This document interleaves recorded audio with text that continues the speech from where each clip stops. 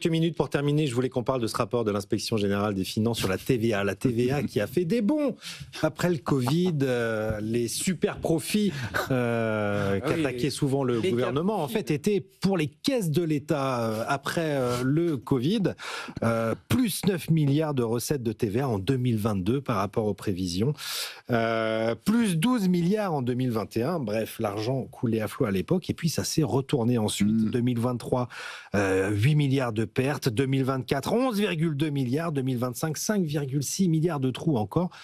L'IGF a rendu son rapport, Laurent Wronski. Qu'est-ce qui s'est passé ?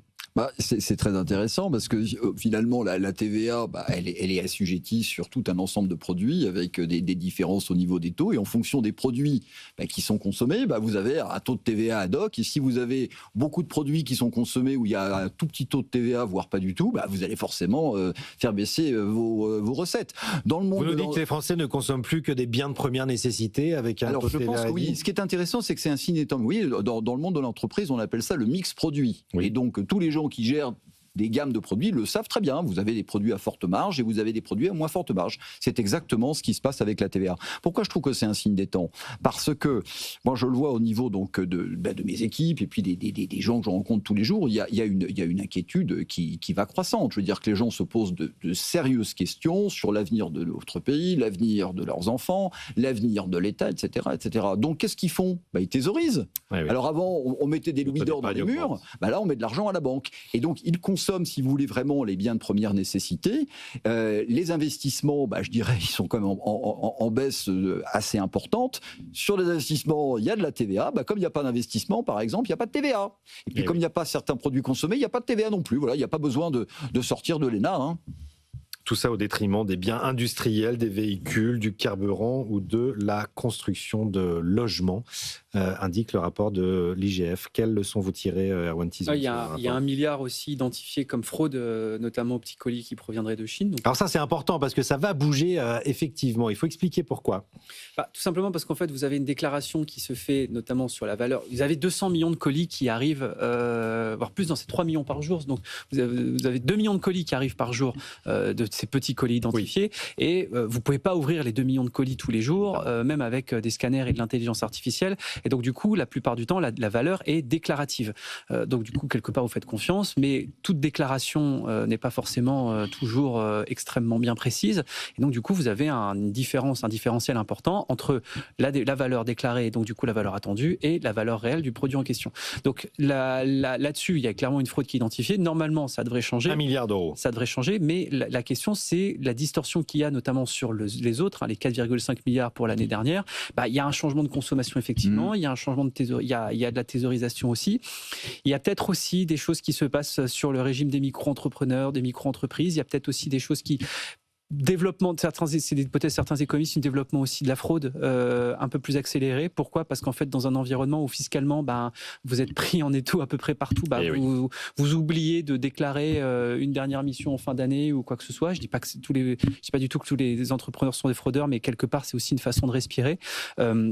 Et vous avez aussi d'où la volonté de Bercy d'abaisser le seuil d'exonération des entreprises. C'est la logique en fait. Là, on montre qu'on est quelque part aussi au bout d'un système, c'est-à-dire que on a un cadre fiscal qui est tellement contraignant et qui est tellement dense qu'en fait malheureusement vous avez aujourd'hui que ce soit pour les livreurs chinois ou pour n'importe quel type d'acteur économique, il est beaucoup plus rationnel aujourd'hui d'essayer justement de trouver la porte de sortie grise plutôt que d'essayer de se conforter au cadre en question. Oui. C'est pour ça qu'on voit qu'une mise à plat de la fiscalité avec quelque chose de flat, quelque chose de bas et quelque chose de large, ça serait beaucoup plus intéressant. Et petit point d'ailleurs, si vous permettez, sur les baisses de fiscalité, les baisses de la TVA, ça coupe aussi un peu l'herbe sous le pied à ceux qui demandent une TVA sociale, parce qu'on voit que ce n'est pas une base qui est extrêmement fiable là aussi. Donc, pour ça quitte à baisser les cotisations sociales, il faudrait peut-être plutôt penser sur une CSG sociale plutôt que de passer sur une TVA sociale. Ce serait plus efficace. Le rapport de l'Inspection Générale des Finances ose aussi évoquer les problèmes de prévision de Bercy avec des hypothèses macroéconomiques jugées trop optimistes depuis 2022. Ce qui ne serait pas la première fois d'ailleurs. Oui. Notamment sur les consommations intermédiaires des entreprises ainsi que sur les investissements. Est-ce que ça veut dire qu'on a un peu bidouillé les chiffres ces dernières années ? Alors, ces chiffres ont toujours été bidouillés. Il n'y a pas de doute là-dessus. Quand vous parlez avec des gens du Trésor... Ça s'est un peu amélioré quand même depuis la création du Haut Conseil aux finances publiques qui mais enfin, veille à... Ça, on pourra en parler. Normalement, ça devait être une institution totalement indépendante. La France s'est battue à Bruxelles pour que ça soit très dépendant. Bon, laissons ça de côté.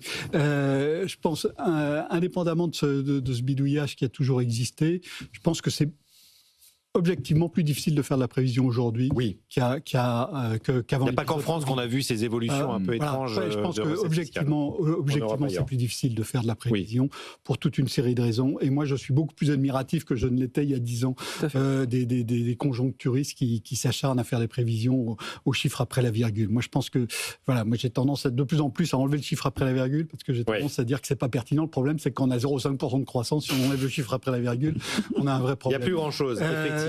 Après, on a des outils quand même technologiques aujourd'hui extraordinaires. Oui, mais alors, dont la mobilisation reste très compliquée. Il faut avoir des nouveaux partenariats publics-privés, parce que ces informations sont des informations privées qui sont détenues par exemple par les banques, qui sont détenues par exemple par les distributeurs, qui ont des bases de données d'une richesse absolument inouïe, mais qui gardent précieusement, et donc ça pose des problèmes méthodologiques. Ensuite, sur le point spécifique de la TVA, on a en France, on a 4 taux de TVA différents. On a du 20%, du 10%, du 5,5 et du 2,1. Alors quand les gens passent de l'un à l'autre, en faisant un changement de comportement, ça fait, le mix produit change et le mix TVA change. Et donc aujourd'hui, on est aussi dans un mode où on voit bien que les gens changent de comportement pour toute une série de raisons. Il y a la pression financière, mais il y a aussi des aspirations nouvelles. Le développement de la seconde main, par exemple, ça influe directement la TVA. Quand vous achetez la seconde main, il n'y a plus de TVA. Et donc évidemment, ça fait baisser ces recettes de TVA. C'est pourtant sans doute souhaitable qu'il y ait de la seconde main qui se développe pour des habits de bébé qui ont été portés 2 fois. Mais évidemment, ça fait moins de TVA et ça fait aussi derrière des entreprises qui sont en souffrance. Et il y a un merci à tous les trois. C'est la fin de l'émission. On doit rendre l'antenne, malheureusement. Merci à moins de 10 ans. La TVA, on pourra en parler pendant 10 ans. Je vous conseille d'aller voir la TVA sur le chocolat, par exemple. C'est un délice. Vous verrez, il y a 3 effets différents.